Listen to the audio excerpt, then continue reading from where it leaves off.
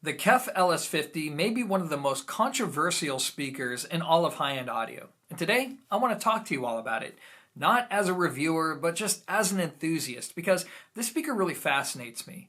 When it was released in 2012, it was a massive commercial success. Literally hundreds of thousands of people have purchased this speaker, they love it, and yet at the same time, there's this decent sized and very vocal group of individuals who are more than happy to talk about how much they dislike this speaker. And today, I want to explore the reason why there's this dichotomy, while at the same time telling you what I think about the speaker after having lived with it for the better part of 5 years. Because in that time, I've been able to compare it to many other different speakers in the same price range while using it on many different amplifiers, ranging from cheap $100 amps all the way up to amplifiers that cost $30,000. But first, I want to briefly go over just a little bit of history about the LS50 because I think it's fascinating to understand where it comes from because it is actually a rich history. And it goes like this. So back in 2012, KEF launched the LS50 and it was a big release because it was a part of their 50th anniversary. And when it comes to KEF, they are one of the companies that are responsible for a legendary hi-fi product called the LS35A. This was a speaker that was designed back in the late 1960s. It was launched in the early 1970s. And it's interesting because it was a project by the British government. Specifically, the British Broadcasting wanted a speaker that was small, that could sound really good in a near-field environment, specifically in vans. They needed something that would sound very natural. And what they came up with was this compact two-way sealed monitor. And KEF was instrumental with this speaker because they're the ones who designed the drivers that are used in the original LS35A. And the crazy thing is, that speaker is still popular among audiophiles even to this day. Those drivers are still in production. So that just tells you how good of a job they did all the way back in the 1970s. So when they launched the LS50, it was in the spirit of that original LS35A speaker, only there was going to be a difference, right? They wanted the LS50 to be more of a versatile product, not something that you listen to when your ears are only a few feet away from the speakers, but instead something that could be used more in a real-world environment across a wider variety of applications. What they came up with was the LS50. So now let's talk about why it was a success and why there's people out there who just really didn't like it. So in my opinion, the reason why the LS50 was a success is because, well, first and foremost, it was priced in a way that was expensive but not out of the reach of many individuals. And for many people, it served as their first taste of true high-end sound. And I think when it comes to the performance of the LS50, it delivered exactly what people expect when they're going from, say, a $200 or $300 speaker to something that costs $1,000 or more. Because you have high expectations. You want to feel like you're hearing your music again for the first time. And the LS50 did that incredibly well, especially from such a small speaker. Because what you would hear, well, first and foremost, is this massive soundstage. These speakers can produce a very wide, very deep soundstage, and most affordable products just can't do that. On top of that, they're very detailed, like unusually detailed for something in their price class, meaning that when you listen to them, especially if you're coming from more affordable products, it feels like you're hearing detail that you've never heard before in your entire life. So not only are they great with revealing subtle information in the music as if it wasn't subtle at all, but at the same time, when the music gets really complex and there's a lot of instruments being played at once, the LS50 does a great job of detail separation, making it sound like each instrument has its own place and it's very distinct and easy to hear.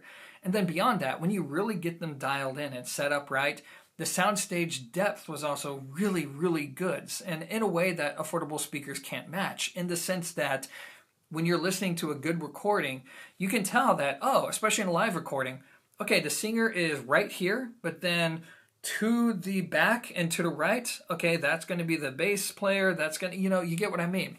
There's layering within the soundstage.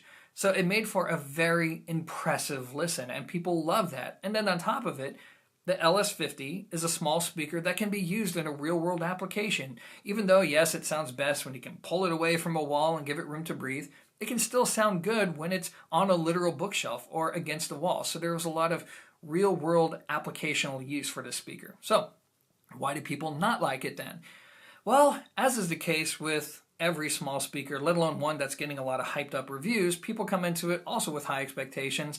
And sometimes they're just left disappointed because, as with most small speakers, it's not the best at loud volumes. It's not going to give you the deepest and strongest bass output.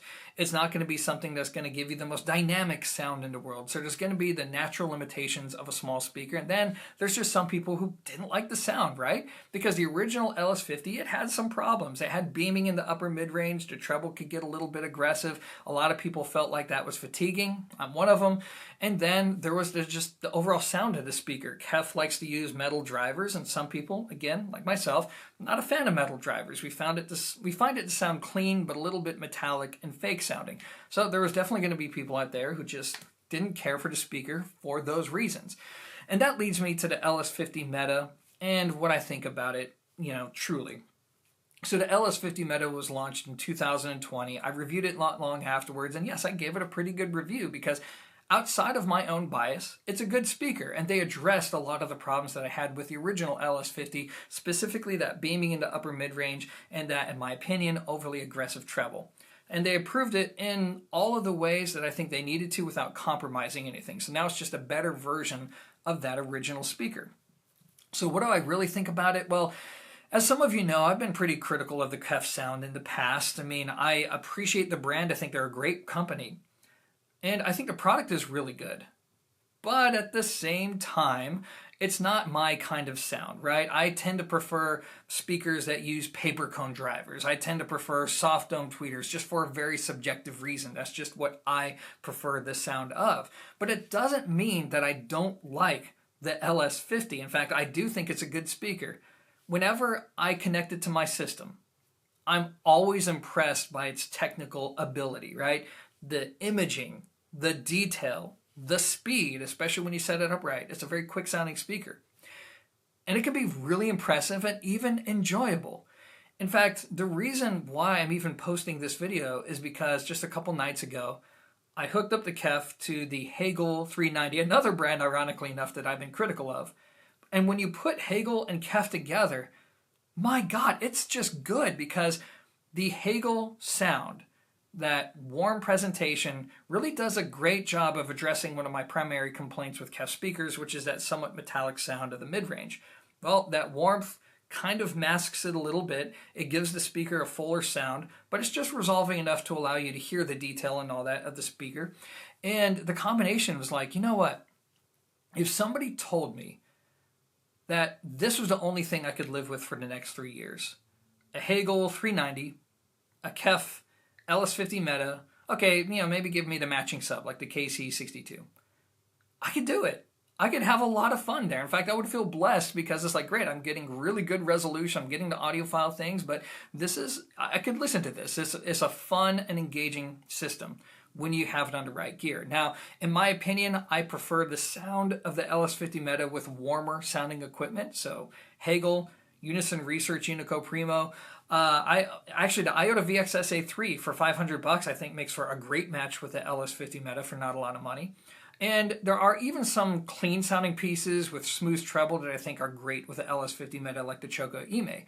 The kind of gear that I don't really like with it are products that already have that clean, somewhat thin sound. I think it's too much of a good thing. Like a lot of inexpensive Class D amplifiers, Emotiva, stuff like that, I don't really like too much with LS50 Meta, but that's just my personal opinion. Yours may be different.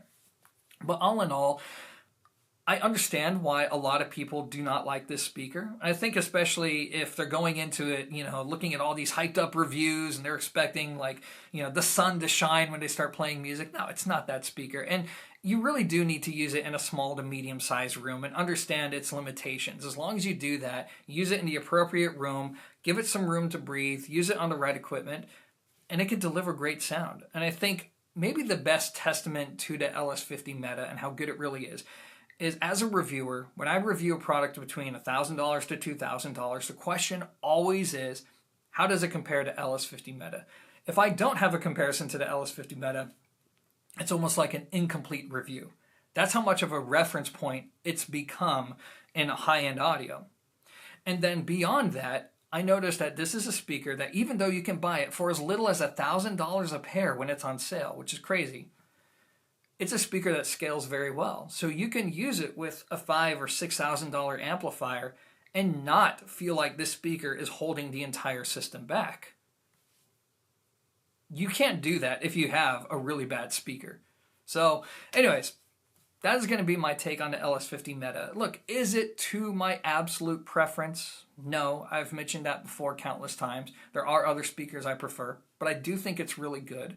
I do think it's earned its place in the audio lexicon. I do think it's earned its reputation, and both for good reasons and for bad reasons. And personally speaking, I'm glad I have it, man. Not just as a reviewer, but also just as an enthusiast. It can be a lot of fun to listen to, at least when I set it up the way that I would like to hear it. Anyways, guys, that's going to be it for my After the Hype video. I'm not sure if you took anything away from this, but hopefully it helped you to kill 10 or so minutes. Anyways, as always, thanks for watching, and until next time, peace.